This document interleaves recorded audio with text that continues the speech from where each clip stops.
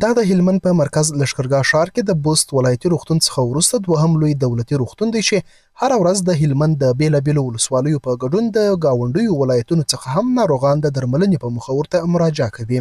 فاطمه بیات روغتون که څه هم نسایي او ولادي ناروغانو ته ځانګړی شوی، خو د اړتیا له مخې دغه روغتون کې د ولادي او نسایي اسانتیاو ترڅنګ بیلابیل عملیاتونه او د ناروغانو درملنه پکښې ترسره کیږي. د دغه روغتون مسؤلین وایي د تیرې یوې میاشتې په جریان کې 209 غټ جراحي عملیاتونه، 428 ولادتونه، 1800 داخلي بستر ناروغانو درملنه او د 18000 OPD ناروغانو درملنه ترسره کړې. چې تیره میاشت زموږ په روغتون کې 428 ډیلیوري یا ولادتونه شوي دي او 200 غټ جراحي عملیاتونه پکې شوي او 1800 هم داخلي بستر مریضان موږ درلودل او 8000 مو OPD مریضان موږ ته مراجعه کړې ده. ورته مهال د نوموړي روغتون یو شمېر روغتیا پالان د بسترونو او طبي پرسونل د زیاتوالي او یاد روغتون کې د ICU برخې د فعالیتو غوښتنه کوي.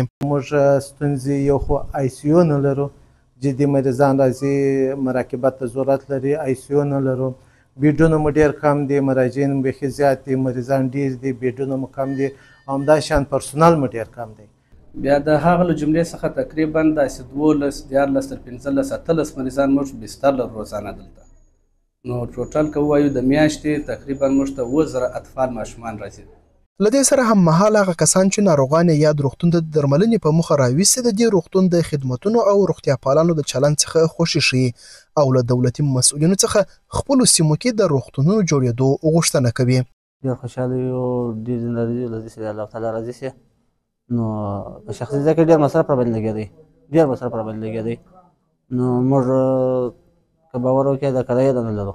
زموږ ډېر ښه خدمت شوی دی، نو موږ غواړو چې دغه روغتون نور خدمات هم پر مخ ولاړ شي او پراخه شي، د مظلوم ولس لپاره ډېر ښه دی.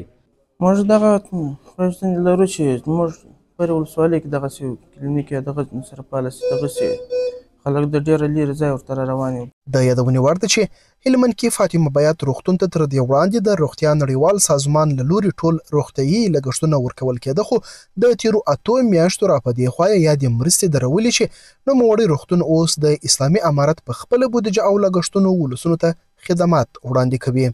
شاولي زرمل، امید راډیو، هلمند.